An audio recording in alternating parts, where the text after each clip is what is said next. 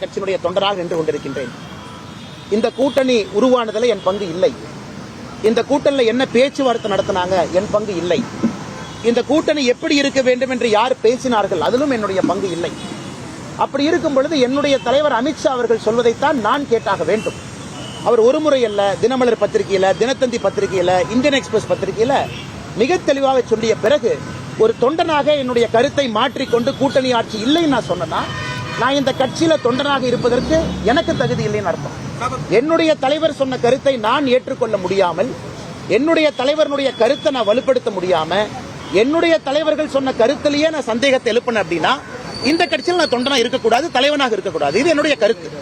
ஆனால் என்னை பொறுத்தவரை தலைவர்கள் பேசியிருக்கின்றார்கள், எனக்கு அதுல பங்கு இல்லை. ஆனா என்னுடைய தலைவர்கள் பேசியதை நான் தூக்கி பிடித்தாக வேண்டும். அவங்க பேசியிருக்கிறாங்க, நான் நம்புறேன். அதனால இதுல நான் உறுதிப்பட இருக்கின்றேன். என்னுடைய தலைவர்கள் என் கட்சியை கூப்பிட்டு, தொண்டர்களை கூப்பிட்டு அவங்களுடைய ஸ்டாண்டை மாற்றும் போது நானும் மாத்திக்கிறேன். ஆனா மிக தெளிவாக உள்துறை அமைச்சர் அவர்கள், இந்த கூட்டணியை உருவாக்கியவர் அவர்கள், இந்த கூட்டணி எப்படி இருக்க வேண்டும் என்று நினைத்தவர்கள் ஒரு கருத்தை சொல்லிய பிறகு அந்த கருத்தை தொண்டனாக நான் எப்படி மாற்றி பேச முடியும்? நண்பர்கள் புரிஞ்சுக்கணும். இல்ல அண்ணாமலை என்ன ஏதோ பேசி இந்த கூட்டணியை உடைக்க பாக்குறாரு, பிளக்க பாக்குறாரு, 4 பேர் கிளம்பி வருவான். ஆனா என்னுடைய தலைவர் பேசிய கருத்தை நான் ஸ்டாண்ட் பண்ணலினா ஒரு பிஜேபி தொண்டனாக, தலைவனாக இருப்பதற்கு தகுதி இல்லாத நபராக நான் இருக்கின்றேன் என்றுதான் பொருள்.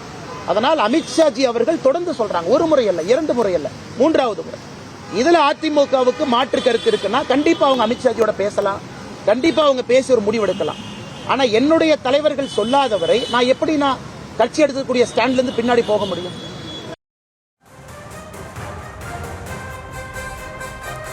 அமித்ஷா கூறுவதே எனக்கு வேத சத்தியம். தமிழகத்தில் தேசிய ஜனநாயக கூட்டணி சார்பில் கூட்டணி ஆட்சி நடைபெறும் என அமித்ஷா தொடர்ந்து தெளிவாக கூறி வருவதால் நானும் அதையே கூறுகிறேன் என முன்னாள் தமிழக பாஜக தலைவர் அண்ணாமலை பேசிய காட்சிகளை பார்த்தோம்.